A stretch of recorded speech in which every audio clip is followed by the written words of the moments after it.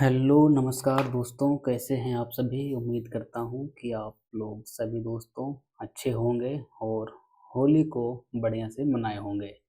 दोस्तों, आप लोगों से हमने वादा किया था कि ग्रुप डी का टोटल 99 शिफ्ट में पेपर हुआ है और प्रत्येक शिफ्ट का मैथ सेक्शन का सॉल्यूशन करवाएंगे, जिसमें से दोस्तों हमने लेक्चर 1 को अभी तक अपलोड कर दिया है यूट्यूब पे और ये हमारा लेक्चर 2 है, जिसमें से दोस्तों 17 अगस्त 2022 का जो सेकेंड शिफ्ट में पेपर हुआ था 12:45 से लेकर के 2:15 बजे तक, उसका सॉल्यूशन इस वीडियो में दोस्तों करवाने वाले हैं। तो दोस्तों, अगर आप ग्रुप डी की तैयारी कर रहे हैं तो आपको प्रीवियस ईयर सॉल्यूशन मैथ का काफ़ी फ़ायदेमंद करेगा एग्ज़ाम में बढ़िया परफॉर्म करने के लिए। तो चलिए दोस्तों, सवाल को सॉल्व करते हैं। उससे पहले दोस्तों, ये आपको हर वीडियो में ये मोटिवेशन आप लोगों को देंगे कि देर हुई जीत कर जाने में तो हमें सीने से कौन लगाएगा। देर हुई जीत कर जाने में तो हमें सीने से कौन लगाएगा। माँ बाप के जीते जी कुछ करना है मेरे यारो, वरना हमारी सफलता पर कौन इतराएगा। तो दोस्तों, जितना जल्दी आपके पास समय है उतना जल्दी आप मेहनत कीजिए और माँ बाप को रहते ही माँ बाप को खुशियाँ देने के लिए दोस्तों लगातार मेहनत कीजिए और सफलता हासिल कीजिए। चलिए, और आप लोगों को दोस्तों पता ही होगा 17 अगस्त 2022 का फर्स्ट शिफ्ट पेपर जो हुआ है 9 AM से 10:30 AM का, इसका सॉल्यूशन हम करवा दिए हैं। और ये हमारा दोस्तों ये हो गया है, ये हमारा आज के सेशन में होगा 17 अगस्त 2022 का 12:45 से लेकर 2:15 बजे तक जो पेपर हुआ था, तो ये आज होगा। इसी तरह दोस्तों हम पूरा कंप्लीट करने वाले हैं, तो आपको प्लेलिस्ट देखना है, ठीक है। चलिए, यहाँ से हम लोग स्टार्ट करते हैं। दोस्तों, सवाल नंबर 1 है, ए, बी और सी कोई व्यवसाय शुरू करते हैं। एक सेकेंड। ए, बी और सी कोई व्यवसाय शुरू करते हैं। वे क्रमशः 6 महीने, 12 महीने और 14 महीने के लिए साझेदारी करते हैं। यदि उनके लाभों का अनुपात 5:4:7 है तो उनके संबंधित निवेशों का अनुपात क्या होगा। दोस्तों, आपको एक चीज़ हमेशा ध्यान रखना है कि हमेशा इन्वेस्टमेंट इनटू टाइम जो होता है वो प्रॉफिट के बराबर होता है। दोस्तों, अगर आप 10 रुपये को इन्वेस्ट कर रहे हैं अगर 5 साल के लिए, तो आपका जो प्रॉफिट होगा वो मान के चलिए 50 होगा। लेकिन यही दोस्तों आप 10 रुपये इन्वेस्ट कर रहे हैं 10 साल के लिए, तो आपका प्रॉफिट इसका डबल हो जाएगा, यानी कि 100 हो जाएगा। तो हमेशा दोस्तों इन्वेस्टमेंट इनटू टाइम जो होता है वो प्रॉफिट के बराबर होता है, ठीक है। अब इसी फार्मूला को यूज करते हुए हम लोग यहाँ पे दिमाग लगाते हैं। मुझे इनके निवेशों के बारे में पता नहीं है, निवेशों को अंग्रेजी में बोलते हैं इन्वेस्टमेंट। तो मान लेते हैं दोस्तों 3 लोग हैं, ए, बी और सी, कोई व्यवसाय शुरू करते हैं। वे क्रमशः 6 महीने, 12 महीने और 14 महीने के लिए साझेदारी करते हैं। तो ए हम लोग मान लेते हैं, ए जो हमारा है, ए मान लेते हैं कि आई रुपया इन्वेस्टमेंट किया है। कितने दिन के लिए, सॉरी एक सेकेंड,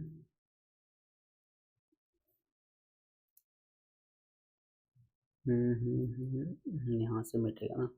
दोस्तों, मुझे पता नहीं है कि ए ने कितना इन्वेस्टमेंट किया है, बी ने कितना इन्वेस्टमेंट किया है और सी ने कितना इन्वेस्टमेंट किया है। मान लेते हैं कि ये हमारा जो है वो x रुपये को इन्वेस्टमेंट किया है। कितने दिनों के लिए, तो एक किया है हमारा दोस्तों 6 महीने के लिए, ठीक है। फिर हम लोग मान लेते हैं कि जो हमारा ये बी है वो कितना इन्वेस्टमेंट किया है। मान लेते हैं कि y रुपये इन्वेस्टमेंट किया है और कितने दिनों के लिए किया है, तो यहाँ पे देख सकते हैं आप 12 महीने के लिए किया है। फिर हम लोग मानते हैं ये जो हमारा सी है वो जेड रुपये इन्वेस्टमेंट किया है। कितने दिनों के लिए किया है, तो 14 महीनों के लिए किया है। अब देखिए हमारा बोल रहा है एक्स जो है सो 6 महीने के लिए इन्वेस्टमेंट किया है, तो इनके लाभों का अनुपात क्या है, 5 है इस टू, यहाँ पे देखेंगे आप तो 4 है और यहाँ पे आप देखेंगे तो हमारा 7 है। दोस्तों, एक्स रुपया 6 महीने के लिए इन्वेस्टमेंट ये किया है और इसको जो बेनिफिट हो रहा है वो हो रहा है 5। तो यहाँ से हम लोग देखेंगे तो x बराबर निकाल सकते हैं, तो ये हो जाएगा हमारा 5/6। यहाँ से जो है y रुपया इन्वेस्टमेंट किया है 12 महीने के लिए, कौन किया है, तो b ने किया है और इसको जो बेनिफिट हुआ है वो 4 का हुआ है, तो यहाँ से हम निकालेंगे तो y बराबर हो जाएगा हमारा 4/12। यहाँ से z रुपया इन्वेस्टमेंट किया है 14 महीने के लिए सी ने, और इसको जो बेनिफिट हुआ है वो 7 रेशियो में हुआ है, तो यहाँ से z बराबर निकालेंगे तो 7 बटा हो जाएगा हमारा 14। अब दोस्तों यहाँ पे थोड़ा सा ध्यान दीजिएगा। अब हम लोग को करना क्या है, x/y/z निकालना है। इसका निवेश देखिए, निवेशों का अनुपात। यहाँ पे a x रुपया किया है, b y रुपया किया है और c z रुपया इन्वेस्टमेंट किया है। तो सवाल हमको बोल रहा है भाई साहब कि x/y/z निकालिए। तो x बराबर यहाँ पे दिया हुआ हमारे पास कितना, 5/6। तो x बराबर हमारा हो जाएगा यहाँ पे 5/6 इज यहाँ पे y बराबर कितना है, 4/12। तो 4/12 लिखेंगे। z बराबर कितना है, 7/14। तो 7/14 लिखेंगे। अब इस तरह से हमारा आंसर में डेटा नहीं है, तो इसको बराबर करने के लिए इसका 6, 12 और 14 का जो एलसीएम होता है उससे मल्टीप्लाई कर देंगे। 6, 12 और 14 का एलसीएम कितना हो जाएगा, 6 और 12 का एलसीएम हो जाएगा 12, और यहाँ पे हम 14 का 14 लिख देते हैं। तो 2 से जाएगा तो 6 बार में, 2 से जाएगा 7 बार में। तो 7 छक 42 दूना 84, 84 से मल्टीप्लाई करते हैं। तो 6 गुने 14, 14 छक 84 और 14 पचे 70 यहाँ पे हो जाएगा, और बर 7 84 और 7 छक 28 यहाँ पे होगा, और 14 छक 84 और 6 7 42 यहाँ पे होगा। फिर इसको हम काटते हैं सबको 7 से, तो 7 10 70 हो जाएगा। 7 से नहीं, इसको डायरेक्ट 14 से काटते हैं, ठीक है। डायरेक्ट 14 से काटेंगे तो हो जाएगा यहाँ पे 14 25 70, और यहाँ पे हो जाएगा 14 दूनी 28 और 14 तिया 42। तो 5:2:3 दोस्तों इसका हमारे पास सही आंसर हो जाएगा। ये लोग जो इन्वेस्टमेंट किए हैं वो 5:2:3 के रेशियो में किए हुए हैं, ठीक है। चलिए दोस्तों, इसका PDF हमारे टेलीग्राम चैनल का लिंक डिस्क्रिप्शन में है, वहाँ से मिल जाएगा, आप वहाँ से इसको ज्वाइन कर सकते हैं, ठीक है। अब आते हैं दोस्तों क्वेश्चन नंबर 2 क्या है। क्वेश्चन नंबर 2 हमारे पास है, 5 पुरुष और 6 महिलाएं एक कार्य को 6 दिनों में कर सकते हैं, जबकि 3 पुरुष और 5 महिलाएं उसी कार्य को 9 दिनों में कर सकते हैं। 3 पुरुष और 2 महिलाएं उसी कार्य को कितने दिनों में कर सकते हैं। दोस्तों आइए इस सवाल को हल करते हैं बिल्कुल आसान तरीके से। यहाँ पे देखेंगे दोस्तों तो बोल रहा है कि 5 पुरुष को यहाँ पे देखिए हम मान लेंगे, ये जो यहाँ पे पुरुष है ना इसको हम करेंगे मेल, और यहाँ जो महिलाएं हैं ना इसको हम मानेंगे W से डिनोट करेंगे। इस बात को ध्यान रखिएगा। बोल रहा है मेरे प्यारे भाई कि 5 मैन जो है और 6 जो वोमेन है ये मिलकर किसी कार्य को 6 दिनों में पूरा कर सकती है। फिर बोल रहा है इसी कार्य को 3 पुरुष यानी कि 3 मैन और 5 वोमेन कितने दिनों में कर रहा है, तो 9 दिनों में कंप्लीट कर रहा है, ठीक है। तो सवाल बोल रहा है कि 3 पुरुष और 2 महिलाएं उसी कार्य को कितने दिनों में करेंगे। यहाँ पे बोल रहा है 3 मैन और 2 वोमेन वही सेम कार्य को कितने दिनों में करेंगे, तो मान लेते हैं दोस्तों x दिनों में करेंगे। अब इस तरह के सवालों को सॉल्व कैसे किया जाता है वो समझिए। सबसे पहले हम लोग चलेंगे इस पर, इस दोनों में देखेंगे दोस्तों, तो यहाँ पे 6 25 30 m है और यहाँ पे 9 तिया 27 m है, तो इधर 30 m और इधर 27 m, तो दोनों में घटेगा तो हमारा बचेगा 3m फिर बराबर का बराबर लिखेंगे, और यहाँ पे 6 6 36 ओमेन और यहाँ पे 9 5 45 ओमेन, तो यहाँ पे 36 है यहाँ पे 45 है, डिफरेंस कितना का है, 9 ओमेन का डिफरेंस है। अब यहाँ से निकालेंगे तो 3 एकम 3 और 3 तिया 9 कट जाएगा, तो मैन इज टू वोमेन का जो रेशियो आएगा दोस्तों वो आएगा हमारा 3:1 का। अब यहाँ से हम लोग मैन इज टू वोमेन का रेशियो निकाल लिए हैं। अब दोस्तों हमको किसी भी हाल में ये x निकालना है, ठीक है। तो आइए हम लोग अब इसका जिक्र करेंगे, इसको हम लोग मिटाते हैं, ठीक है। अब इसमें क्या करेंगे दोस्तों, m का वैल्यू 3 है, एक का w का वैल्यू 1 है, उसको पुट करेंगे। अब देखिए मैन बराबर कितना है 3, तो यहाँ पे 3m है, तो यहाँ पे लिखेंगे 3 × 3, ठीक है, प्लस का प्लस लिखेंगे। यहाँ पे 5 ओमेन है, ओमेन का क्षमता कितना दोस्तों 1 का है, तो यहाँ पे लिखेंगे 5:1। और यहाँ पे मल्टीप्लाई में 9 तो 9 कर देंगे, ठीक है। अब यहाँ पे H2 लिखा हुआ है ना दोस्तों, ये बराबर है, H2 नहीं है, बराबर है, ठीक है। यहाँ बराबर हो जाएगा 3 मैन का क्षमता कितना है 3, तो यहाँ से हम लोग करेंगे 3 गुने 3।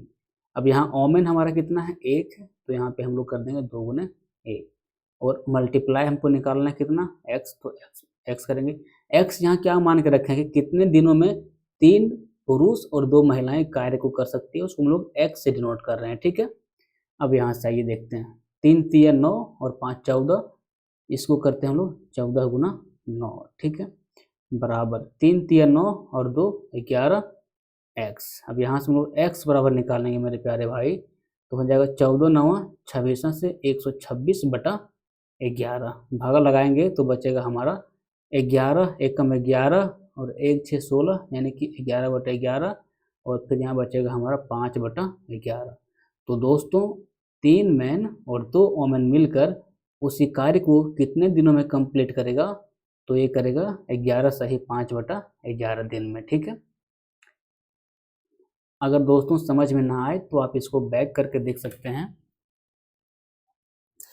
क्योंकि एक ही चीज़ को बार बार रिपीट करेंगे तो टाइम ज़्यादा लगेगा, टोटल क्वेश्चन 25 से भी ज़्यादा है, ठीक है। चलिए अगला सवाल देखते हैं। अगला सवाल है मेरे प्यारे भाई कि 14 वर्ष पहले एक पिता की आयु उसके पुत्र की आयु की 3 गुनी थी।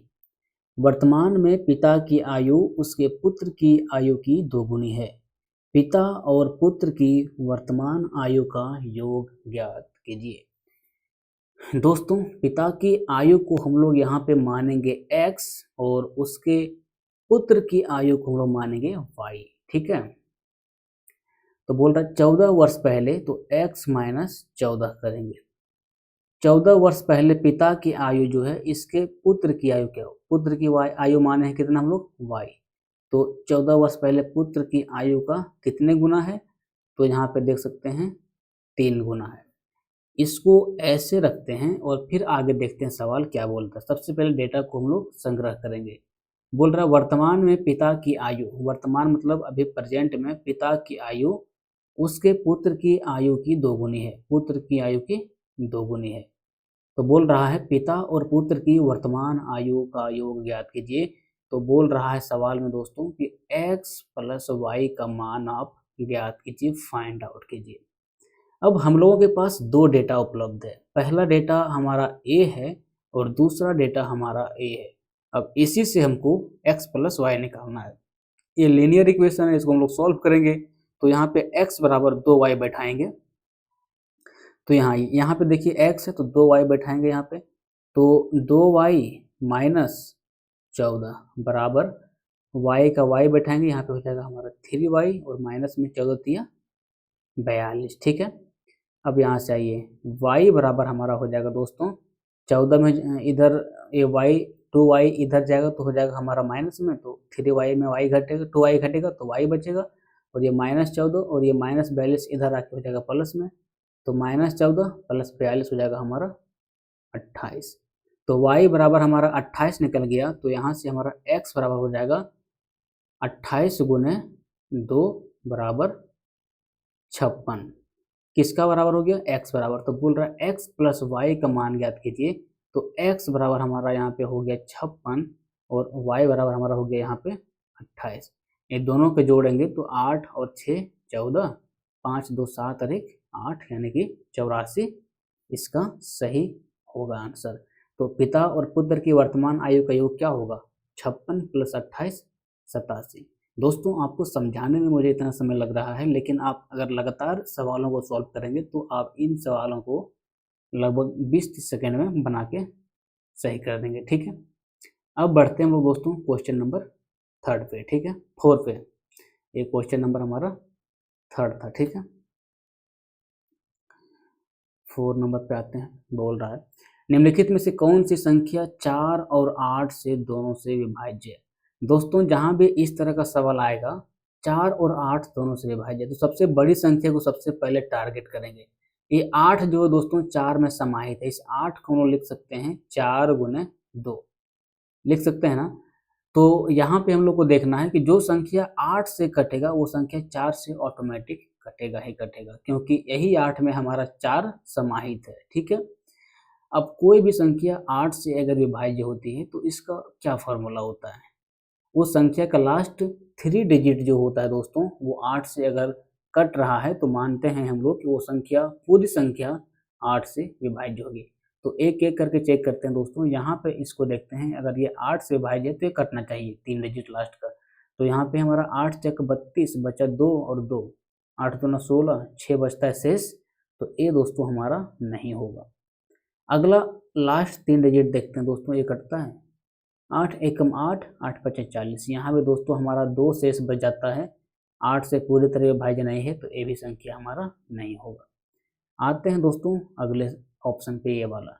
यहाँ पे देखिए 8 एकम 8 और 8 तिया 24, ये पूरी तरह कट जा रहा है, मतलब ये पूरी संख्या हमारा 8 से क्या होगा, विभाज्य होगा। तो सही आंसर होगा हमारा ऑप्शन नंबर 3। ठीक है, अब बढ़ते हैं दोस्तों क्वेश्चन नंबर 5 की ओर। ठीक है दोस्तों, ये सवाल जो है मूलों की प्रकृति वाला, ये हर शिफ्ट में एक सवाल है। इसके पिछले शिफ्ट वाला जो मैंने बताया था उसमें भी ये सवाल पूछा था, तो इसको कर लेना आपके लिए मस्ट है। क्वाड्रेटिक इक्वेशन का सवाल है। बोल रहा है कि 3x² + 6x - 5 = 0 के मूलों की प्रकृति क्या है। दोस्तों मूलों की प्रकृति निकालने के लिए हमको निकालना पड़ता है b² - 4ac। दोस्तों ये आपको पता होना चाहिए, ये इक्वेशन फॉर्मेट में ax² + bx + c के फॉर्मेट में। ठीक है, तो यहाँ से हम लोग मूलों की प्रकृति निकालने के लिए सबसे पहले इसका b² - 4ac का वैल्यू निकालेंगे। यहाँ से दोस्तों ये जो हमारा 6 है ये b के जगह में है, और ये 3 जो हमारा है ये a के जगह में है, और ये 5 जो हमारा है ये c के जगह में है, ये पूरे -5। अब यहाँ से करते हैं हम लोग b² - 4ac। ठीक है, तो b के मान यहाँ पे कितना 6 है, तो 6 छक हो जाएगा हमारा 36। अभी नहीं करेंगे। फिर यहाँ पे 4 है तो 4 लिखेंगे, और a के जगह में यहाँ हमारा 3 है तो यहाँ पे गुना में 3 करेंगे, और c के जगह में गुना में हमारा 5 है तो यहाँ पे 5 से गुना करेंगे।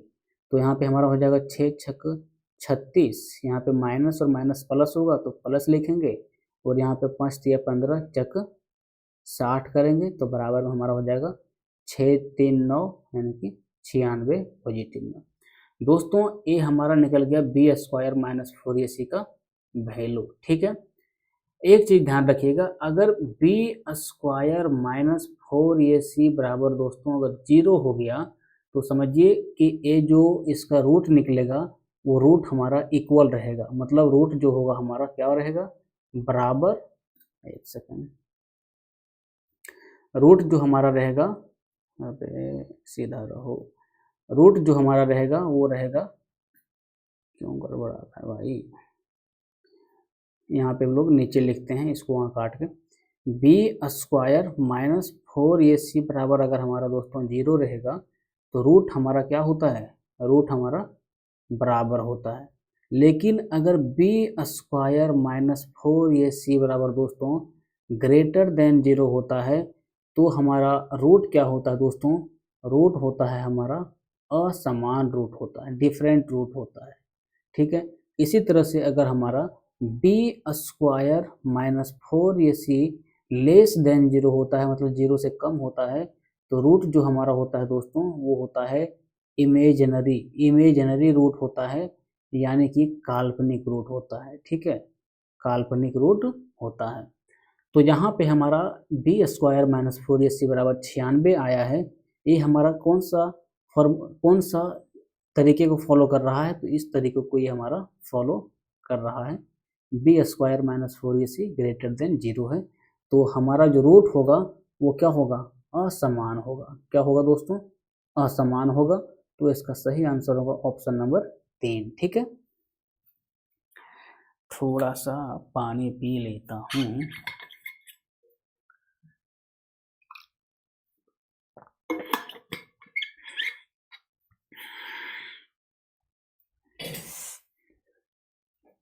दोस्तों अब क्वेश्चन नंबर 5 हमारा हो गया। अब बढ़ते हैं हम लोग क्वेश्चन नंबर 6 की ओर। ठीक है, दोस्तों क्वेश्चन नंबर 6 में हमारा निकालने के लिए दिया है माध्यिका। माध्यिका को मेरे प्यारे भाई अंग्रेजी में बोलते हैं मीडियन। ठीक है, मीडियन क्या होता है? अगर हमारा 1 2 3 4 5 संख्या लिखा हुआ है तो इसके बीच वाले संख्या को निकालते हैं हम लोग, तो इसे हम लोग बोलते हैं दोस्तों माध्यिका या फिर मीडियन। लेकिन ये जो हमारा डेटा है 1 2 3 4 5, ये अरेंज है असेंडिंग ऑर्डर में, यानी कि बढ़ते क्रम में। जब भी अगर आपको दोस्तों कोई भी संख्या का मीडियन निकालना हो तो सबसे पहले सारे लिखे हुए अंक को, सारे लिखे हुए डेटा को, सारे लिखे हुए संख्या को एक ऑर्डर में सजाएंगे, या तो बढ़ते क्रम में या फिर घटते क्रम में। तो इस संख्या को हम बढ़ते क्रम में सबसे पहले सजाते हैं। तो सबसे पहले हम सजाते हैं 11 को, यही सबसे छोटा अंक है तो यहाँ पे लिख डाला मैंने 11। 11 के बाद दूसरा अंक कोई दिख रहा है, दूसरा अंक हमारा हो गया यहाँ पे 15, तो यहाँ पे लिखेंगे 15। ठीक है, तीसरा अंक में कोई दिख रहा है, हाँ यहाँ पे दिख रहा है मुझे 16, तो लिखेंगे 16। चौथा में दिख रहा है मुझे यहाँ पे 17, लिखेंगे 17। पांचवा में दिख रहा है मुझे 18, लिखेंगे 18। छठा में 18 के बाद क्या दिख रहा है? 18 के बाद 22, तो छठा में दिख रहा है 22, तो लिखेंगे 22। सातवां में क्या दिख रहा है? 22 के बाद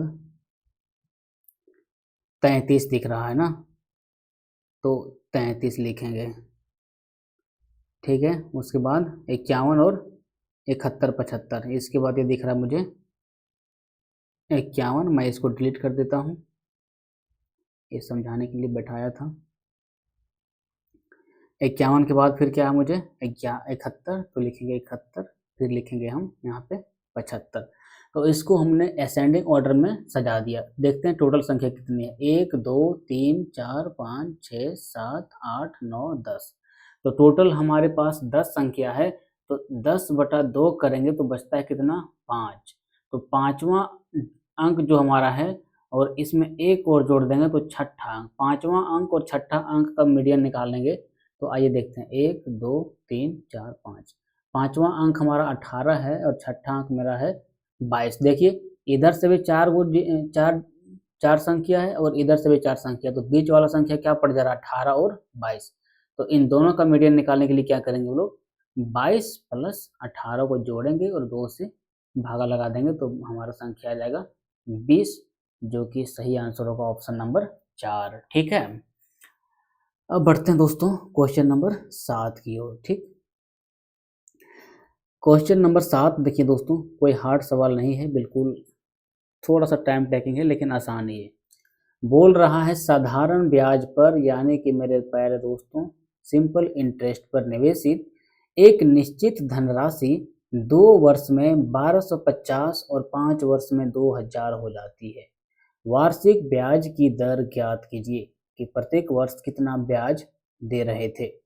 दोस्तों बोल रहा है कि ये राशि 2 वर्षों में हमारा हो जा रहा है, कितना हो जा रहा है? 1250। ये 1250 हो जा रहा है, तो इसमें हमारा जो है प्रिंसिपल भी है और सिंपल इंटरेस्ट भी दोस्तों जुड़ा हुआ है, तभी ये राशि हो जा रहा है कितना? 1250 रुपया।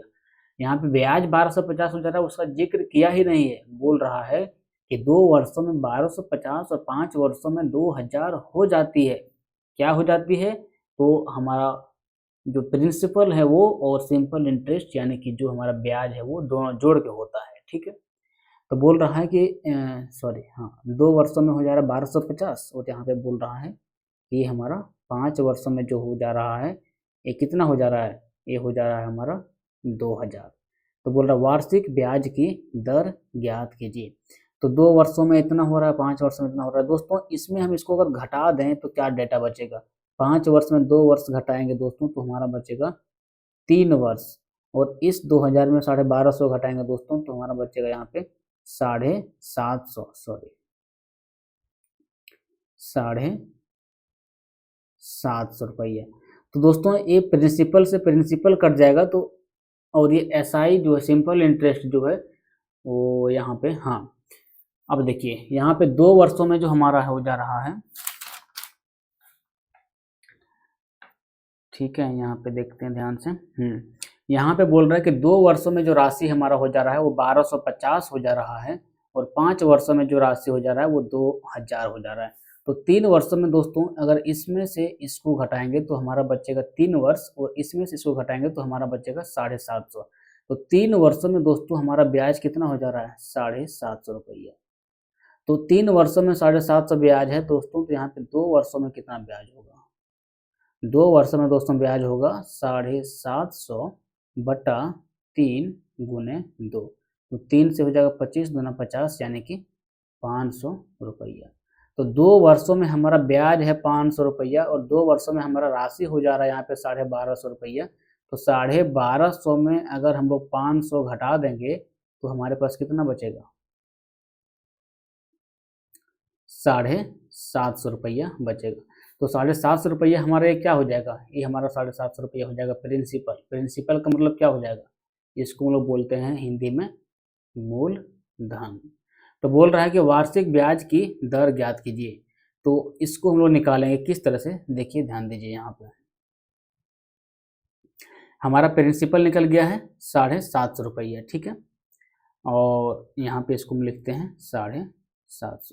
यहाँ से थोड़ा सा ध्यान रखिएगा कि सिंपल इंटरेस्ट का जो फॉर्मूला होता है वो होता है principal into rate into time बटा 100। तो सिंपल इंटरेस्ट जो हमारा है ये 2 साल का सिंपल इंटरेस्ट कितना है, 500 रुपया है।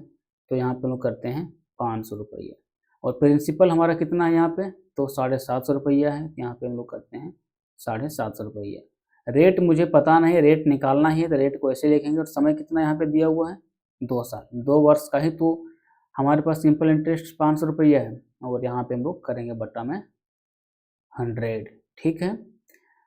तो यहाँ से हम लोगों का क्या होगा, यहाँ से हमारा 1 जीरो से हमारा 1 जीरो कटेगा, 25 गुना हो जाएगा 50, और हो जाएगा यहाँ पे 25 तिया 75, 2 से कटेगा 2। तो यहाँ से हम लोग हो जाएगा 100 बराबर 3R, R बराबर हमारा हो जाएगा 100 बटा 3, और इस 100 बटा 3 को हम लोग लिख सकते हैं 33.33%। तो रेट बराबर हमारा दोस्तों निकल गया कितना, 33.33%, ठीक है। अब बढ़ते हैं दोस्तों क्वेश्चन नंबर 7 की ओर। अगर समझ में ना आए तो एक बार वापस घुमा के देखिएगा, पक्का समझ में आएगा, ठीक है। यहाँ पे अगर एक क्वेश्चन को 10-10, 20-20 मिनट देने लगे तो टोटल 25-26 क्वेश्चन है, तो समझिए एक वीडियो बन जाएगा 3-4 घंटे का, तो दिक्कत होगा। आइए क्वेश्चन नंबर 8 देखते हैं। बोल रहा है जब 2 तिर्यक रेखाएं 3 समानांतर रेखाओं को प्रतिच्छेदित करती है और पहले तिर्यक रेखा द्वारा निर्मित अंतःखंडों का अनुपात 3:4 है, तो दूसरी तिर्यक रेखा द्वारा निर्मित अंतःखंडों का अनुपात ज्ञात कीजिए। सबसे पहले 3 समानांतर लाइन खींचने के लिए बोल रहा है, तो हम लोग यहाँ पे 3 समानांतर लाइन खींचेंगे, ठीक है। और बोल रहा है कि 2 तिर्यक रेखाएं, 2 तिर्यक रेखाएं, तो ये 2 तिर्यक रेखाएं हम लोग खींच देंगे, और पहले तिर्यक रेखा द्वारा निर्मित अंतःखंडों का अनुपात 3:4 है, तो 3:4 लिख दिए। तो बोल रहा है कि दूसरी तिर्यक रेखा द्वारा निर्मित अंतःखंडों का अनुपात ज्ञात कीजिए, ठीक है। तो यहाँ पे हम लोग दूसरी तिर्यक रेखा का अंतःखंड लिख डालें। दोस्तों अगर इसको बढ़िया से देखा जाए तो इस dot dot dot dot dot dot करके इसको ऐसे मिला देंगे, और इसको dot dot dot dot dot dot dot करके ऐसे मिला देंगे, तो थेल्स थ्योरम के आधार पे एक फार्मूला डिसाइड हो जाता है दोस्तों कि अगर इसका और इसका रेशियो x:y है तो इसका और इसका रेशियो भी हमारा x:y होगा। ये थेल्स थ्योरम कहता है, समझे। अगर दोस्तों एक त्रिभुज है और इसमें 2 पैरेलल लाइन है, एक पैरेलल लाइन ये और एक पैरेलल लाइन ये, और ये दोनों पैरेलल लाइन इस त्रिभुज को x:y के रेशियो में डिवाइड करता है, तो इधर भी दोस्तों हमारा x:y के ही रेशियो में डिवाइड करेगा। ये थेल्स थ्योरम कहता है। तो यहाँ पे दोस्तों अगर एक तिर्यक रेखा इस पूरे 3 पैरेलल लाइन को 3:4 के रेशियो में डिवाइड कर रहा है, तो ए साइड वाला भी जो है वो 3:4 के रेशियो में डिवाइड करेगा। ये थेल्स थ्योरम कहता है, हम नहीं, ठीक है दोस्तों। तो इतने लंबे सवालों को आप देखें किस तरह 2 सेकंड में उड़ा दिए। 3:4 के रेशियो में क्या करेगा, डिवाइड करेगा, ठीक है। अब बढ़ते हैं दोस्तों हम लोग क्वेश्चन नंबर 9 की ओर। अच्छा, इसको सजाया नहीं मैं, कोई दिक्कत नहीं है, बीच स्क्रीन पे आ गया है ना। बोल रहा है एक पाठ्य पुस्तक में टोटल 892 पृष्ठ हैं, इसे 2 भागों में बांटा गया है। पुस्तक के दूसरे भाग में पहले भाग की तुलना में 52 पृष्ठ कम है। दोस्तों मान लेते हैं कि कोई पुस्तक में 892 पेज है और इसको दोस्तों एक्स और वाई भाग में बांट दिया गया है। सवाल में आगे कहता है कि पुस्तक के दूसरे भाग में पहले भाग की तुलना में, अगर पहले भाग में दोस्तों एक्स पृष्ठ है तो सवाल बोल रहा है कि पहले भाग की तुलना में पुस्तक के दूसरे भाग में पहले भाग की तुलना में 52 पृष्ठ कम है। तो अगर पुस्तक के दूसरे भाग हमारा वाई है तो इसमें कितना पृष्ठ कम है दोस्तों? 52 पृष्ठ कम है। ठीक है, तो बोल रहा है पुस्तक के दूसरे भाग में कितने पृष्ठ हैं। अब यहाँ पे दोस्तों देखिए एक्स और वाई को जोड़ के हमारा 892 पृष्ठ आया है। ठीक है, इसको थोड़ा सा बढ़िया से अरेंज करके यहाँ पे लिखता हूँ। एक्स और वाई दोनों पृष्ठों को जोड़ने के बाद हमारा कितना पृष्ठ आ रहा है? 892। इसको अगर सॉल्व करते हैं तो हो जाएगा हमारा x माइनस वाई बराबर यहाँ पे -52। इसको मानते हैं हम लोग इक्वेशन नंबर 1, इसको मानते हैं हम लोग इक्वेशन नंबर 2। अगर इस दोनों को जोड़ देंगे, यहाँ पे दोनों को जोड़ेंगे नहीं दोस्तों, दोनों को घटा देंगे। बोल रहा पुस्तक के दूसरे भाग में कितने पृष्ठ हैं। दूसरे भाग को हम लोग दोस्तों हमेशा मान के रखे हैं y। तो x में अगर x घटा देंगे तो हमारा बचेगा 0, y में अगर माइनस करेंगे -y तो हमारा यहाँ पे हो जाएगा 2y, और 892 में अगर माइनस करेंगे -52 तो क्या हो जाएगा? 2 और 2 4, और 9 और 5 14, 8 और 1 9। तो यहाँ से हमारा y बराबर निकल जाएगा, 2 से भाग लगाएंगे तो 47 और 2 472। पुस्तक के दूसरे भाग में टोटल कितने पृष्ठ हैं। दोस्तों हमने तो माना कि पुस्तक के दूसरे भाग को y, लेकिन एग्जामिनर जो है वो पहले भाग जो हम लोग पुस्तक को मान के रखे हैं, ये इसका दूसरे भाग को मान के रखा है एग्जामिनर। तो कोई दिक्कत नहीं, y बराबर अगर 472 आया है मेरे प्यारे भाई, तो इसमें अगर इसका डेटा को पुट कर देंगे तो क्या निकलेगा? x प्लस 472 बराबर 892। तो x बराबर क्या निकल जाएगा? 2 में 2 घटेगा 0, 9 में 7 घटेगा 2, 8 में 4 घटेगा तो 4। तो बोल रहा है पुस्तक के दूसरे भाग में कितने पृष्ठ हैं। दूसरा भाग 472 आया, लेकिन ये सॉरी थोड़ा सा दिमाग लगाना पड़ेगा। बोल रहा है पुस्तक के दूसरे भाग में पहले भाग की तुलना में 52 पृष्ठ कम है। तो दोस्तों ये है हमारा पुस्तक का पहला भाग। ठीक है, और ये जो हमारा है ये हमारा है पुस्तक का दूसरा भाग। ठीक है, तो y बराबर हमारा यहाँ से देखिए आसानी से निकलेगा। हमको जो वैल्यू निकालना है ये y माइनस 52 का निकालना है। तो y बराबर अगर 472 है तो इसमें 52 को हम लोग अगर घटाएंगे, यहाँ पे 52 को घटाएंगे तो y माइनस 52 का जो वैल्यू हो जाएगा वो 2 में 2 घटेगा 0, 7 में 5 घटेगा तो बचेगा 2, और यहाँ पे 4। तो दोस्तों पुस्तक के दूसरे भाग में क्या है? y माइनस 52 पृष्ठ है, और y माइनस 52 का वैल्यू दोस्तों कितना हो गया? 420, जो कि ऑप्शन नंबर 3 हम लोगों का सही हो जाएगा। ठीक है, अब बढ़ते हैं दोस्तों लोग क्वेश्चन नंबर 10 की ओर।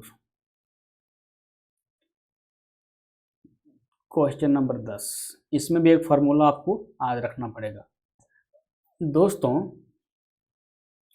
अगर यहाँ पे sine square a plus sine square b बराबर दोस्तों 1 होता है, कब 1 होता है? जब a और b का यानी कि a प्लस b का मान दोस्तों अगर 90 डिग्री हो जाए तो sine square a plus sine square b का जो वैल्यू होता है मेरे प्यारे भाई वो 1 हो जाता है। यहाँ पे अगर ध्यान देंगे तो यहाँ पे 22 प्लस 68 जोड़ के हमारा 90 होता है, और यहाँ भी 33 प्लस 57 जोड़ के हमारा 90 होता है। ये सिर्फ साइन स्क्वायर ए प्लस साइन स्क्वायर बी में याद रखना है।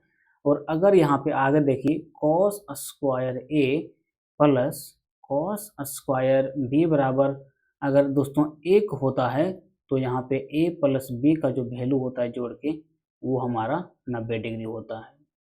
यहाँ पे देखेंगे तो 33 प्लस 57 जोड़ के 90 डिग्री हो रहा है।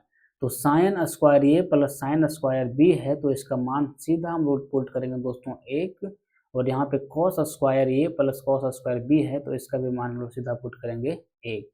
तो क्या हो जाएगा, बोल रहा है दोनों का अनुपात ज्ञात कीजिए। अनुपात मतलब रेशियो, तो रेशियो क्या हो जाएगा दोस्तों 1:1, यानी कि ऑप्शन नंबर 2 सही हो जाएगा।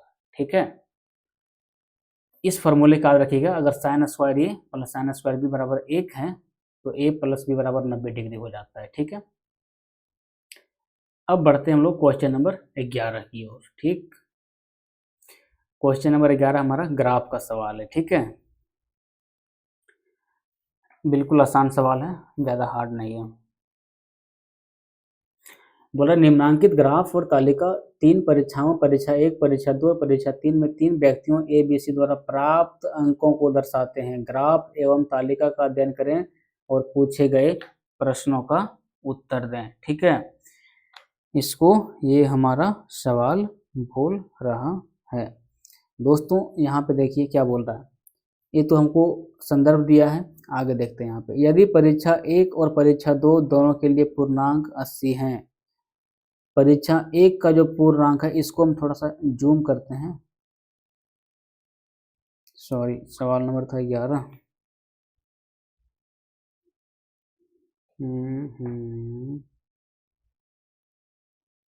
जूम नहीं होएगा, अरे भाई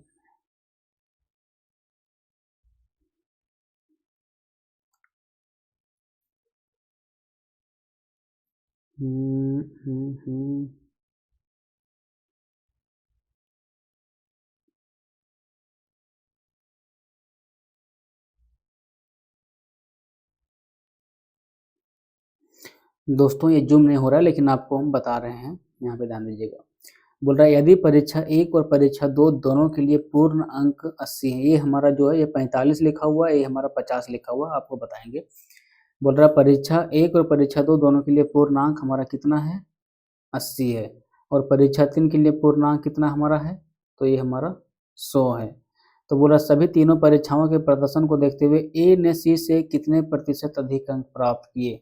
ए हमारा ए वाला है और सी हमारा ए वाला है। टोटल जो हमारा पेपर हुआ है वो 80 80 160 प्लस 100 हो जाएगा हमारा टोटल 260 का। और 260 नंबर में हमारा ए कितना नंबर लाया ये आपको दिखेगा, तो ये हमारा 45 लिखा हुआ है। कितना लिखा हुआ 45, और ये हमारा जो लिखा हुआ ये लिखा हुआ 50 और ये लिखा हुआ 75, अगर आपको ना दिख रहा हो तो। ए ने नंबर लाया 260 में कितना 45 प्लस 50 प्लस 75। उसके बाद ए हमारा जो नंबर लाया है ए ने लाया है। सी ने कितने नंबर लाया है टोटल 260 मार्क्स में, तो ए हमारा लिखा हुआ है 40, ए हमारा लिखा हुआ है 45 और ये लिखा हुआ है हमारा 65। तो यहाँ पे नंबर लाया है इसने 40 प्लस 45 प्लस 65। ठीक है, तो यहाँ पे अगर आप लोग देखेंगे तो बोल रहा है ए ने सी से कितने प्रतिशत अधिक अंक प्राप्त किए हैं। तो कितने प्रतिशत अधिक अंक प्राप्त किए हैं, तो ये हो जाएगा हमारा 5 4 9 7 16 और 1 17, 170 बटा 260, और ये लाया 40 40 80 और एक 90 90 छो यहाँ पे हो जाएगा 150 बटा 260। ठीक है, तो यहाँ पे 170 मार्क्स है, यहाँ पे 150 मार्क्स है, तो 20 मार्क्स जो है सो ज़्यादा लाया है। कितने में से 260 में से, और इसको हम लोग को परसेंटेज में बदलना है तो 100 से गुना करेंगे। 0 से 0, 2 से 13, तो यहाँ पे हमारा आ जाएगा 100 बटा 13। तो 13 सत्ते 91, फिर यहाँ पे 9 बचेगा और फिर इसमें एक और 0 बैठाएंगे तो 13 छक 13 सत्ते 91, 13 छक 78 हो जाएगा, और फिर बचेगा 78 2 80, फिर बचेगा 12 और 0, तो फिर यहाँ पे हो जाएगा हमारा 13 9 17 से 100/13 का मान होता है 7.69%, जो कि ए ने सी से कितने प्रतिशत अधिक अंक प्राप्त किए हैं, तो 7.69% अधिक अंक प्राप्त किए हैं। ऑप्शन नंबर 4 सही हो जाएगा। ठीक है, थोड़ा सा पानी पीता हूँ, फिर आगे का सवाल को सॉल्व करेंगे।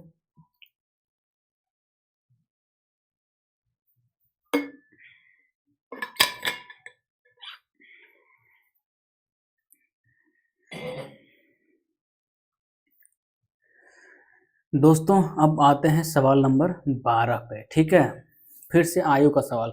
आयु का सवाल और क्वाड्रेटिक इक्वेशन का सवाल, कोई ऐसा शिफ्ट नहीं है जिसमें न आया हो।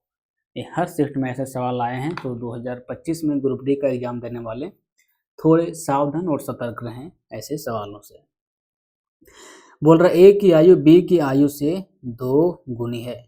बोल रहा है प्यारे भाई कि ए की आयु बी की आयु से 2 गुनी है और बी की आयु जो है वो सी की आयु के 1/3 के बराबर है।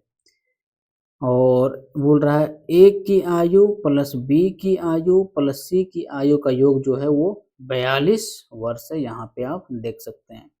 तो बोल रहा है सवाल में कि ए प्लस बी का वर्तमान आयु क्या होगा, क्वेश्चन मार्क लगा हुआ है दोस्तों।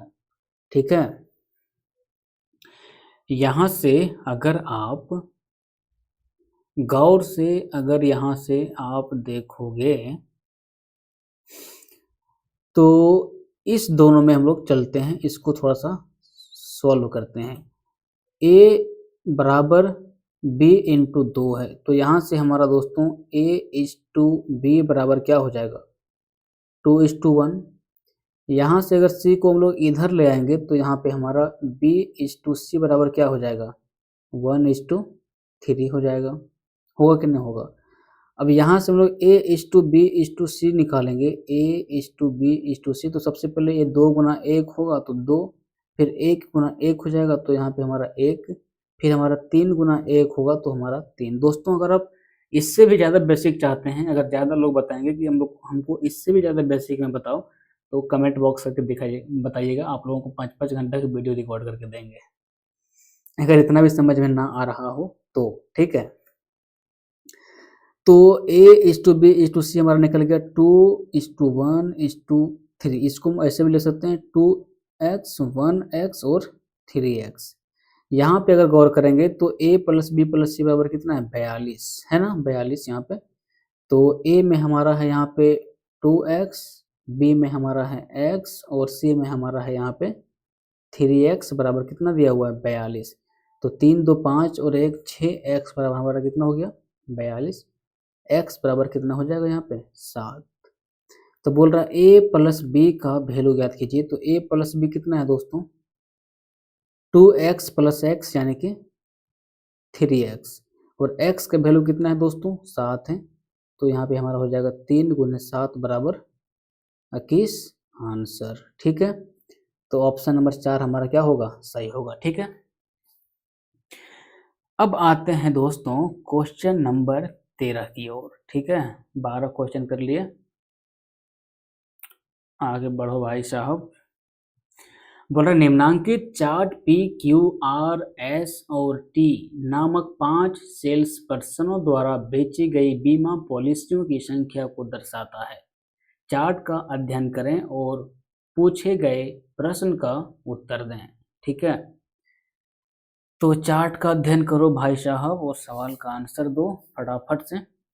बोल रहा सभी 5 सेल्स पर्सनों द्वारा बेची गई कुल बीमा पॉलिसियों में क्यू द्वारा बेची गई बीमा पॉलिसियों की प्रतिशत हिस्सेदारी ज्ञात कीजिए। क्यू हमारा ए है मेरे दोस्तों, और टोटल सभी लोग जो बेचे हैं वो पी 128 बेचा है, क्यू 168 बेचा है, आर 136 बेचा है, एस इतना, टी इतना बेचा है।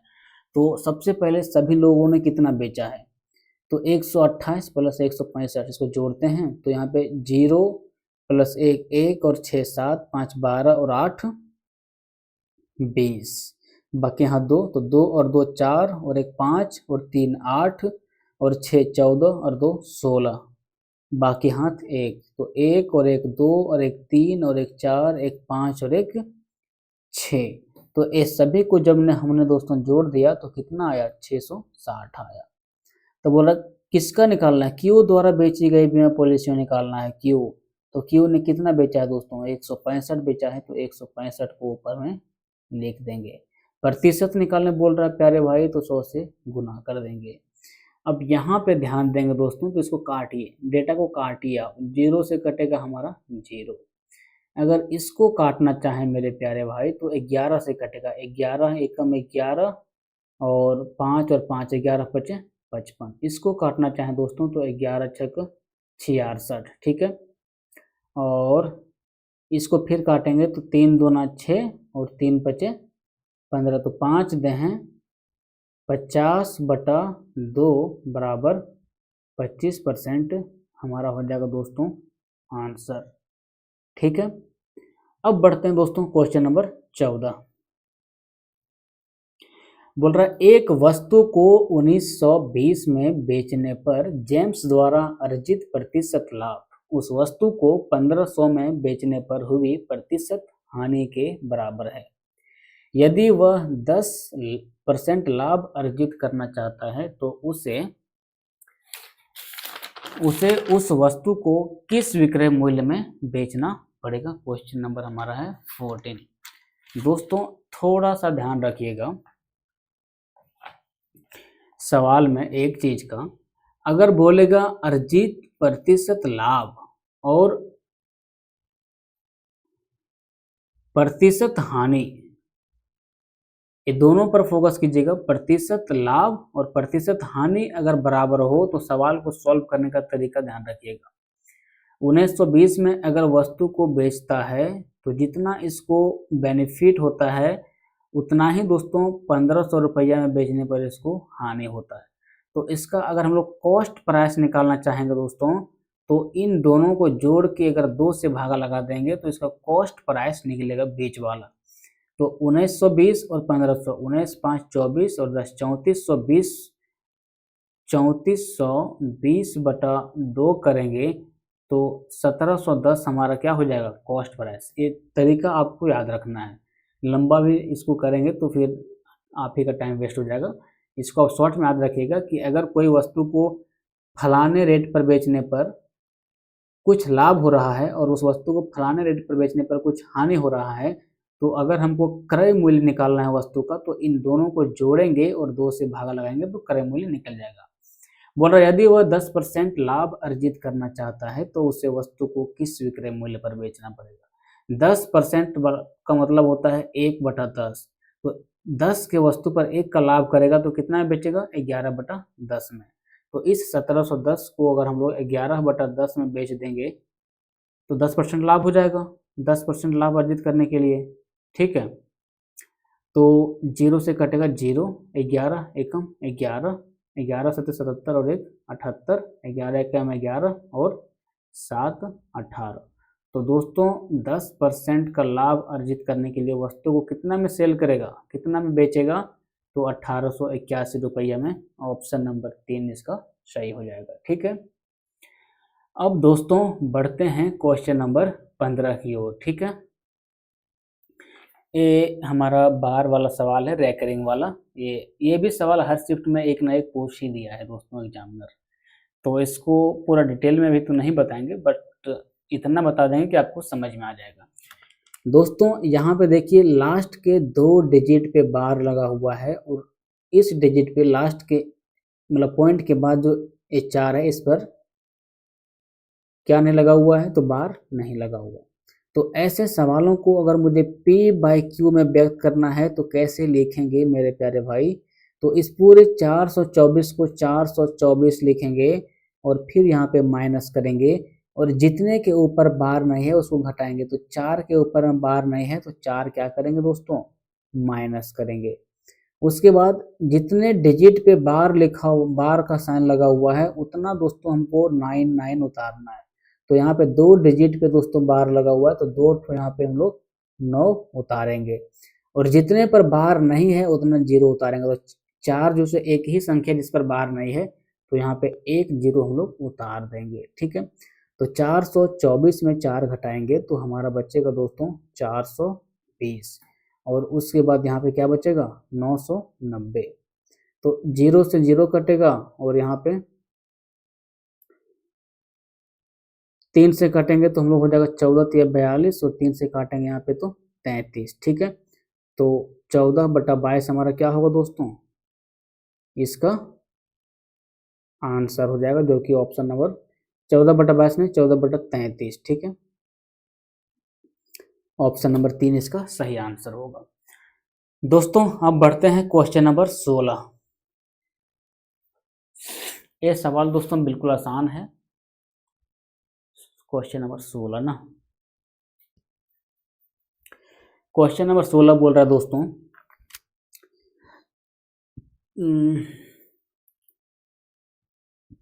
पिछले वर्ष रंजन का मासिक वेतन 34,500 था और इस वर्ष उसका मासिक वेतन 38,640 है। तो पिछले वर्ष के मासिक वेतन की तुलना में इस वर्ष रंजन के मासिक वेतन में कितने प्रतिशत की वृद्धि हुई है।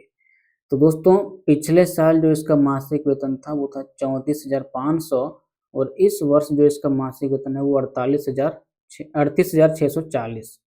तो इसमें से इसको घटाएंगे तभी तो फायदा नजर आएगा मेरे प्यारे भाई। तो जीरो में घटाएंगे जीरो तो बचेगा जीरो, 4 में घटाएंगे जीरो तो बचेगा 4, और 6 में घटाएंगे 5 तो बचेगा 1, और 38 में घटाएंगे 34 तो बचेगा 4। तो 4,140 का फायदा हो रहा है दोस्तों 34,500 में, ठीक है। 34,500 में जीरो से काटें, अबे इधर तू, अगर यहाँ पे जीरो से काटेंगे तो जीरो बार में कटेगा, उसके बाद इसको दिमाग लगाओ कैसे कटेगा। 4 4 8 और 1 9, 5 4 9 और 3 12, तो यहाँ पे है 9 और यहाँ पे है 12, 6 6 36 5, इसको दोस्तों 6 से काट दो तो हो जाएगा यहाँ पे 6 6 36 और 5 41, 6 9 54, इसको भी 6 से काटो तो 6 5 30, और फिर 4 5 ना 6 7 42, और 6 5 30 हो जाएगा, ठीक है। और फिर यहाँ पे हमारा है 69, 9 6 15, 7 5 12 5 17, इसको दोस्तों हम लोग काटेंगे 23 से, 23 दिया 69, और इसको काटेंगे हम लोग 23 दूना 46, और 11 5 बचेगा 115, तो 23 बचे 115। तो यहाँ पे हमारा आ गया 3/25, तो 1/25 बराबर होता है 4% के बराबर, तो 3/25 बराबर हो जाएगा हमारा 12% के बराबर, जो कि यही हमारा हो जाएगा आंसर, ऑप्शन नंबर दूसरा, ठीक है। तो इस वर्ष रंजन के मासिक वेतन में कितने प्रतिशत की वृद्धि हुई, तो 12% का, ठीक। अब बढ़ते हैं दोस्तों हम लोग क्वेश्चन नंबर 17।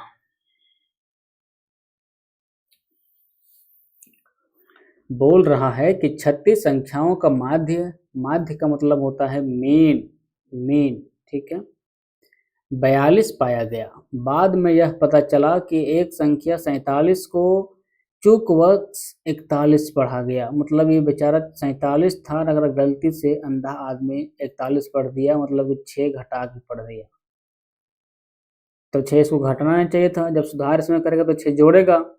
तो बोला दी गई संख्याओं का सही माध्य ज्ञात कीजिए।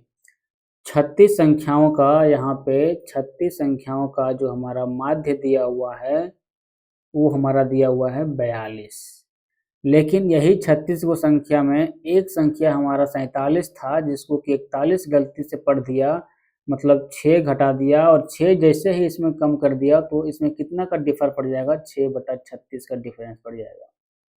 तो 6/36 हमारा होता है 1/6, 1/6 बराबर होता है 0.16, ये आप ध्यान रखिएगा, ठीक है। तो अगर 0.16 का डिफरेंट कर दिया, मतलब कम कर दिया है गलती से, तो इसको सुधार करके करेगा जब, तो इसको तो सही करेगा, तो 0.6 को 0.16 को क्या करेगा, जोड़ेगा, तो यहाँ पे हमारा हो जाएगा 42 प्लस 0.16, तो यहाँ पे कितना हो जाएगा, सॉरी सही रेशियो यहाँ पे कितना हो जाएगा, तो 42.16, और ये 1 जो 17 के भी बराबर हो सकता है, नज़दीक में डेटा है, तो ये हमारा सही आंसर होगा ऑप्शन नंबर 1। ठीक है, 42.17 भी इसको लिख सकते हैं, कोई दिक्कत नहीं। बोल रहा है दशमलव के 2 स्थानों तक बोल रहा है। ठीक है, तो सही आंसर से कितना होगा, यहाँ पे 47 को पढ़ लिया 41, 6 अगर कम पढ़ लिया तो 6 तो बढ़ाएगा एवरेज में, तो 6 बढ़ा दिया यहाँ पे कितना में 36 में, तो एवरेज हमारा कितना आ गया इसका 0.16, तो 0.16 को जोड़ेंगे तो 42.16 हो जाएगा, और इसी को हम लिख सकते हैं 42.17, क्योंकि अप्रोक्सीमेट का बात कर रहा है सवाल। ठीक है, चलो अब 17 क्वेश्चन कंप्लीट हो गए हैं, पूरा कंप्लीट करना ही है आज मुझे।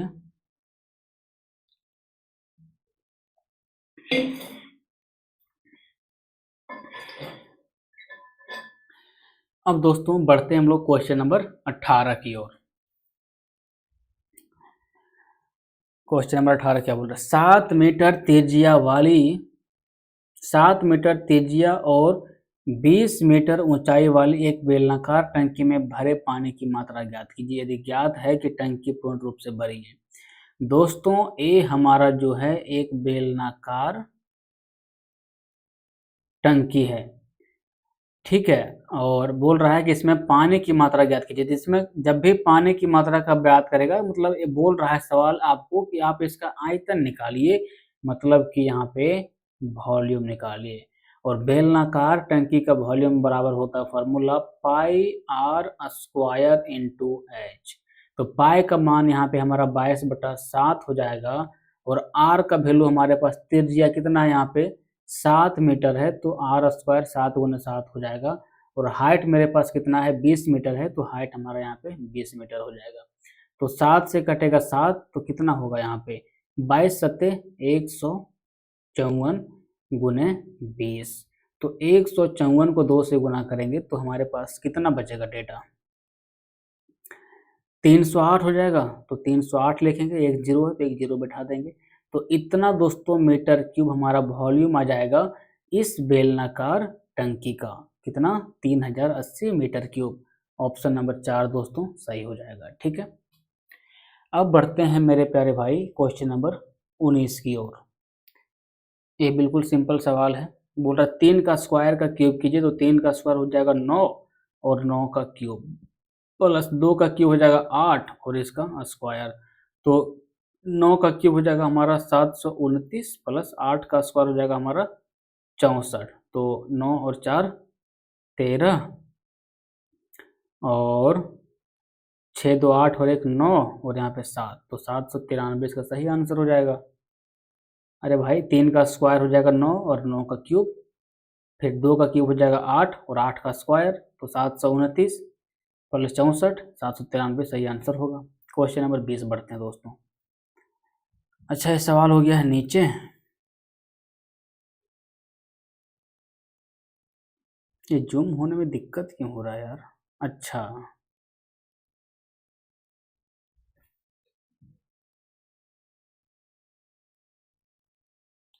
सवाल को आप पढ़ेंगे तो यहाँ पे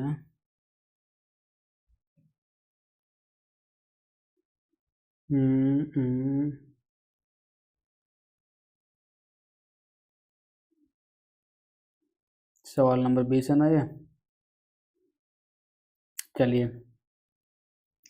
यदि रीना अपने घर से निकलकर 3 किलोमीटर की चाल से चलती है तो वह अपने जन्मदिन पार्टी में 20 मिनट देरी से पहुंचती है।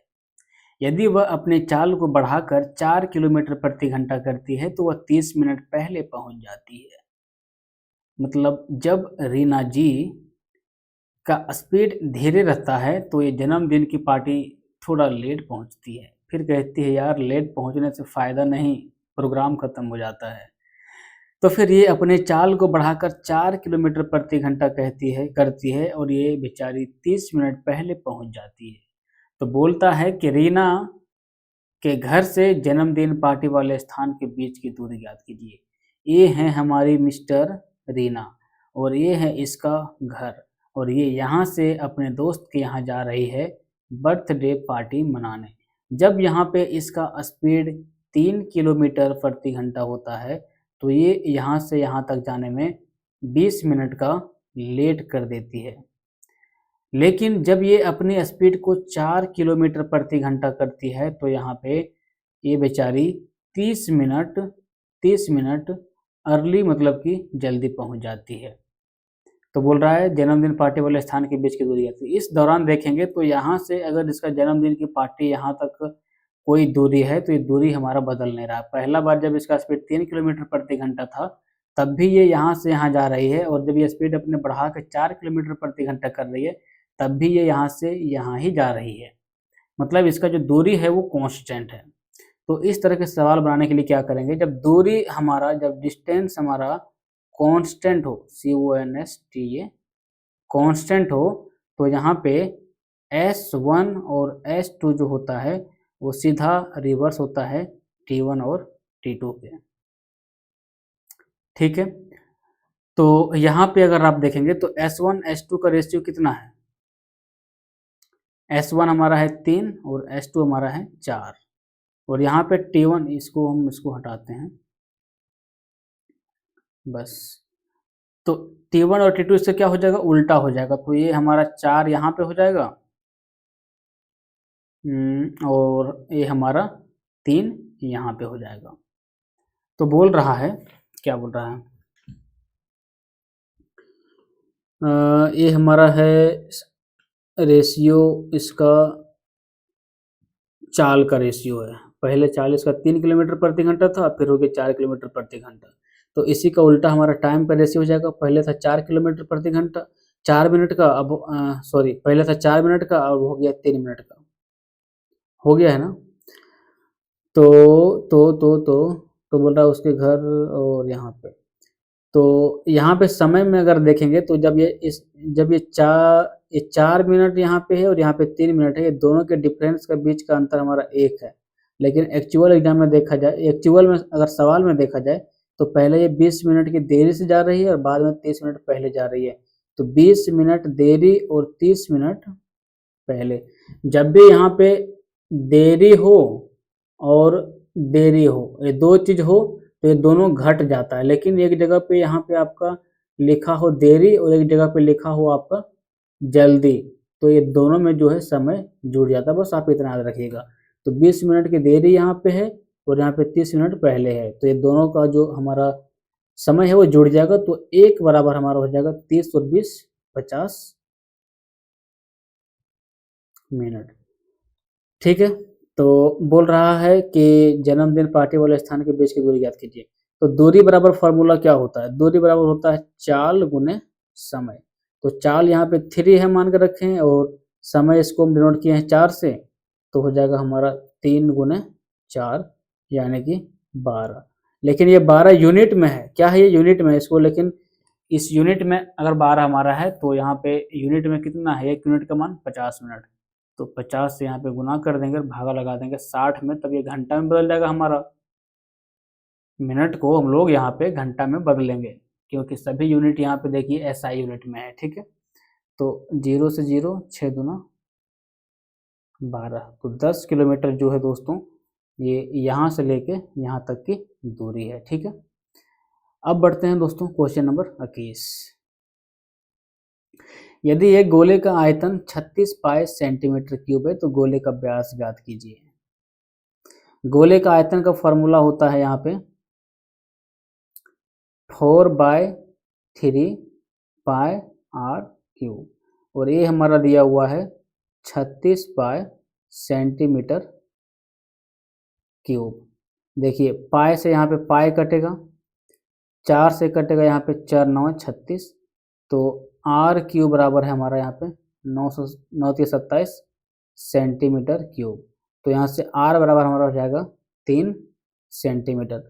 और जो किसी भी यहाँ पे गोले में रेडियस जो होता है वो डायमीटर का आधा होता है, और डायमीटर जो होता है वो रेडियस का 2 गुना होता है। तो रेडियस को यहाँ पे 2 गुना कर देंगे 2r बराबर, तो हो जाएगा हमारा यहाँ पे 6 सेंटीमीटर। 2r को हम लोग बोलते हैं d मतलब डायमीटर व्यास, तो हमारा हो जाएगा 6 सेंटीमीटर क्या हो जाएगा, गोले का व्यास हो जाएगा, जो कि ऑप्शन नंबर 2 सही है। ठीक है दोस्तों, क्वेश्चन नंबर 22 पर आते हैं।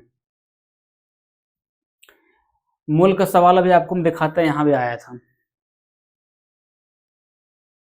मूल वाला सवाल। एक क्वेश्चन नंबर 22 है ना, अभी दिखाता हूँ आपको मूल वाला सवाल कहाँ पे आया था। क्वेश्चन नंबर 5 में देखिए मूल का सवाल एक पूछा है ना, और सेम सवाल को आपको यहाँ रिपीट किया हुआ, मतलब यही फॉर्मेट वाला। देखिए अब इधर सीधा रहो, सेम सवाल कहाँ पे रिपीट किया, यहाँ पे क्वेश्चन नंबर 22 में है ना। वहाँ पे मूलों का योगफल पूछा था अल्फा प्लस बीटा, लेकिन यहाँ पे बोल रहा है मूलों का गुणनफल यानी कि अल्फा इंटू बीटा। ठीक है, तो बोल रहा है 3x² माइनस 13x प्लस 6 और 0 के मूलों के मूलों का गुणनफल क्या है। तो अल्फा इंटू बीटा बोल रहा है, एक मूल अल्फा है, दूसरा मूल बीटा है, इसे गुणनफल का मान बोल रहा है, तो इसका मान होता है c/a। और यहाँ पे c के जगह में कितना लिखा हुआ है दोस्तों, 6 लिखा हुआ है, और a के जगह में कितना लिखा हुआ है दोस्तों, तो 3 लिखा हुआ है। तो मूलों का गुणनफल कितना हो जाएगा, 2 हो जाएगा। Right answer option number 3। ठीक है, क्वेश्चन नंबर 23 पर आते हैं। ये कभी भी आप मॉल में जाइएगा तो आपको ये सवाल काम करेगा इस तरह की चीज़ों को समझने के लिए। बोला निम्नलिखित में से कौन सी योजना ग्राहक के लिए सर्वाधिक लाभकारी है। 5 खरीदें और 3 मुफ्त पाएं। यहाँ पे बोल रहा है 5 खरीदें और 3 मुफ्त पाएं। दूसरा में बोल रहा है कि 5 खरीदें और 6 पाएं। और तीसरा में बोल रहा है 10% और 5% की 2 क्रम की छूट। तो बोला सर्वाधिक लाभकारी कौन है, तो देखेंगे जहाँ पे सबसे ज़्यादा छूट मिलेगा वही सर्वाधिक लाभकारी होगा। यहाँ पे हम लोगों को 3 गो मुफ्त मिल रहा है 8 में, इसमें, और इसमें अगर देखेंगे तो 1 मुफ्त मिल रहा है मुझे 6 में, और इसमें अगर देखेंगे तो 10% और 5% की 10% और 5% की 2 छूट हम लोगों को मिल रहा है। यहाँ पे 3 का छूट मिल रहा है 8 पे, तो इसका वैल्यू हमको कितना हो जाएगा, 8 से 12 8 96, इसको कर देते हैं सीधा 3/8 गुने 100। ये 3/8 हमारा है, तो 8 गुना 12 हो गया हमारा 12 8 96, तो 12 3 36% का अप्रोक्सीमेट यहाँ पे, सॉरी यहाँ पे हमारा 36 पॉइंट समथिंग जो है सो हम लोग को अप्रोक्स का क्या मिल रहा है, यहाँ पे छूट मिल रहा है। यहाँ पे 1/6 है, मतलब कि यहाँ पे 16.66% का क्या मिल रहा है, छूट मिल रहा है। यहाँ पे 2 क्रमिक छूट है, तो 10 + 5 माइनस 10 गुने 5/100 करेंगे तो 10 5 15 और माइनस में 0.5, तो यहाँ पे 14.5% का छूट मिल रहा है। तो सर्वाधिक लाभकारी कहाँ पे, जहाँ पे सबसे ज़्यादा छूट देगा वही तो सर्वाधिक लाभकारी होगा। तो ऑप्शन नंबर 1 जो हमारा है 5 खरीदें और 3 मुफ्त पाएं, यहाँ पे देखिए 36% का छूट मिल रहा है। तो सबसे ज़्यादा सर्वाधिक लाभकारी योजना कौन सा होगा, योजना नंबर 1 होगा। दूसरा सबसे लाभकारी कौन हो जाएगा, तो यहाँ पे योजना नंबर 2 होगा। तीसरा सबसे लाभकारी कौन होगा, तो योजना नंबर 3 होगा, जहाँ पे 14.5% का ओनली बेनिफिट हो रहा है। ठीक है, अब बढ़ते हैं दोस्तों क्वेश्चन नंबर 24।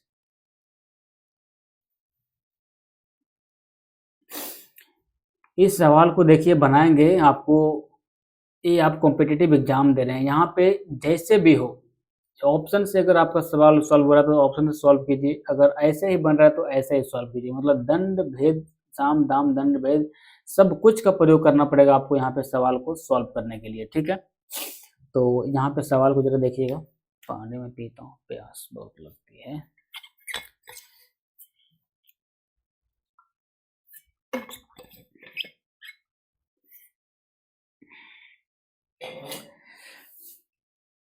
यहाँ पे है 48 72 और एक अन्य संख्या क्या हमारा है, x है, का लघुत्तम समापवर्तक 576 है। नीचे दिए गए मानों में x का मान क्या होगा। पहली संख्या हमारा 48 है, दूसरी संख्या हमारा 72 है, और तीसरी संख्या हमारा x है, और इन सभी का जो एलसीएम है वो हमारा 576 है। तो सबसे पहले हम 48 और 72 का एलसीएम निकालते हैं, तो मुझे थोड़ा आसान होगा सवाल को सॉल्व करने में। तो यहाँ पे हम निकाल लेते हैं साइड में 48 और 72 का एलसीएम। तो 24 से हो जाएगा, 24 दूना 48 और 24 तिया 72। तो 24 तिया 72 दूना 144 का हो जाएगा हमारा एलसीएम, हो जाएगा हमारा 48 और 72 का। तो हमारा डेटा बचा 144 और x। अब मुझे 144 और x का एलसीएम निकालना है। x की जगह में क्या रखेंगे कि हमारा इसका एलसीएम 576 हो जाएगा। तो x का वैल्यू यहाँ पे देखिए 96, 288, 192 और 144 लिखा हुआ है। यही किसी में से होगा हमारा x का मान, तभी तो इसका एलसीएम 576 होगा। तो यहाँ पे हमारा है 144 और यहाँ पे हमारा है 96। तो सबसे पहला वैल्यू अगर पुट करके देखेंगे यहाँ पे, तो 144 और 96 का एलसीएम निकालेंगे तो कितना होगा। ये हमारा कटेगा 12 बर है 44 से और बर अठी 96। फिर ये कटेगा 4 से, 4 तिया 12 और 4 दूना 8। तो 12 चक 48 दूना 96 गुने 3। तो 96 गुना 3 हमारा कितना होता है, 6 तिया 18 और 9 तिया 27 और 1 28। तो अगर 96 वैल्यू पुट कर रहे हैं एक्स की जगह में, तो हमारा एलसीएम आ रहा है 288, लेकिन हमारा एलसीएम यहाँ क्या आना चाहिए 576। तो ये तो हमारा पूरी तरह से खत्म हो जाएगा। दूसरा डेटा मुझे है 288 का। तो यहाँ पे हमारा है 144 और x का वैल्यू यहाँ पे क्या रखेंगे 288। तो 288 बैठा दिए, तो 144 बार में कटेगा एक बार में और ये कटेगा 2 बार में। तो इसका एलसीएम हमारा हो जाएगा 144 गुने 2 बराबर 288। और ये 288 हमारा इससे मैच कर रहा है, नहीं मैच कर रहा है, तो ये भी हमारा डेटा खत्म हो गया। मतलब ए ऑप्शन कटा, ए ऑप्शन कटा। ऑप्शन नंबर 3 हमारा 192 है, तो इसको यहाँ पे सॉल्व करते हैं। इसको यहाँ से कट करके 144 और 192 किससे कटेगा, 9 2 11 1 12 4 8 1 9। तो इसको 6 से काटते हैं। तो 6 दूना 12, 6 चक 24, 6 तिया 18, 6 दूना 12, 4 से 4 छक 24, 4 8 32, 2 से 2 तिया 6, 2 चक 8। इसका एलसीएम कितना आएगा, 6 चक 24 दूना 48 और यह 4 तिया 12। तो यहाँ पे हो जाएगा हमारा 48 गुने 12। तो 12 8 96, 12 चक 48 और 9 57, यानी कि 576 हमारा एलसीएम आ गया। और देखिए यहाँ भी हमारा एलसीएम 576 है। तो ऑप्शन नंबर 3 हमारा पूरी तरह से सेटिस्फाई हो रहा है। तो x का वैल्यू अगर हम यहाँ पे 192 रखते हैं, तो 48, 72 और 192 का एलसीएम क्या होगा हमारा 576 होगा। ऑप्शन नंबर 3 इसका सही आंसर होगा। ठीक है, अब आते हैं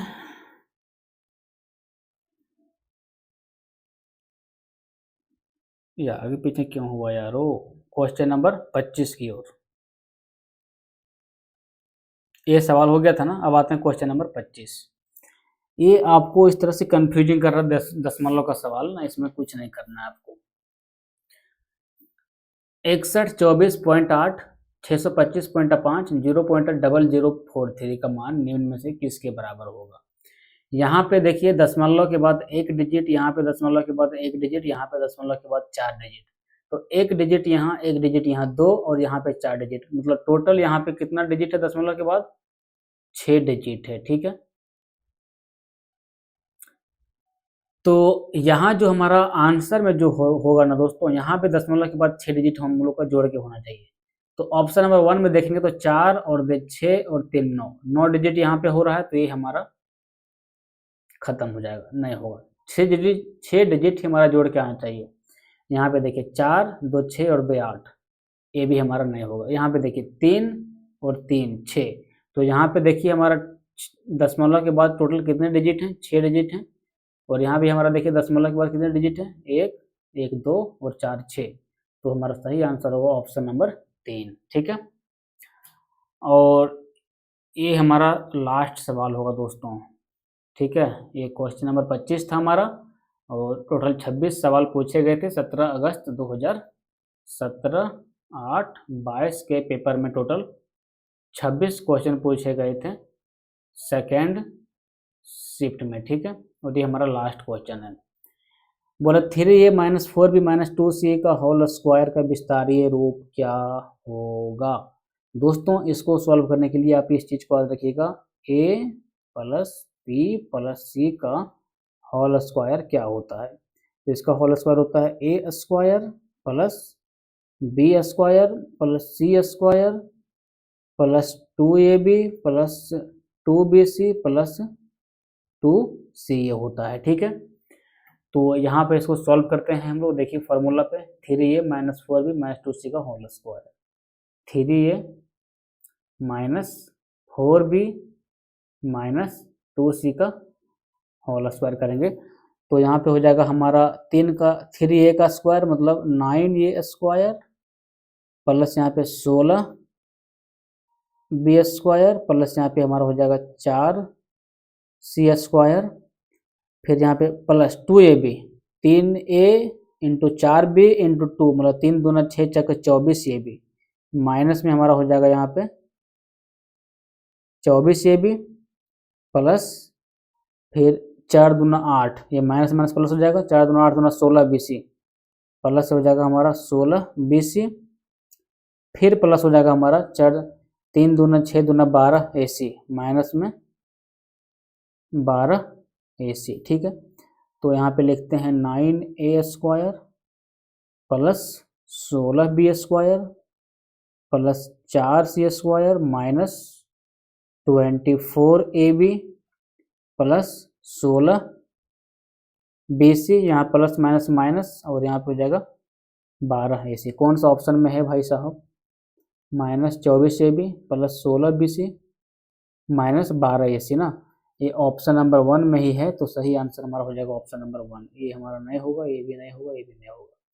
यहाँ पे देखिए हमारा -8 है, यहाँ पे देखिए हमारा माइनस प्लस 16 ये कट जाएगा, यहाँ 8bc है, यहाँ पे देखिए 16bc है तो ये भी कट जाएगा। यहाँ पे देखिए 16bc सही है, यहाँ भी 16bc माइनस, लेकिन यहाँ पे देखिए -6 ये ac है, लेकिन यहाँ पे -12ac ये भी नहीं मैच कर रहा, तो ये भी गलत हो जाएगा। तो सही हमारा होगा ऑप्शन नंबर 1।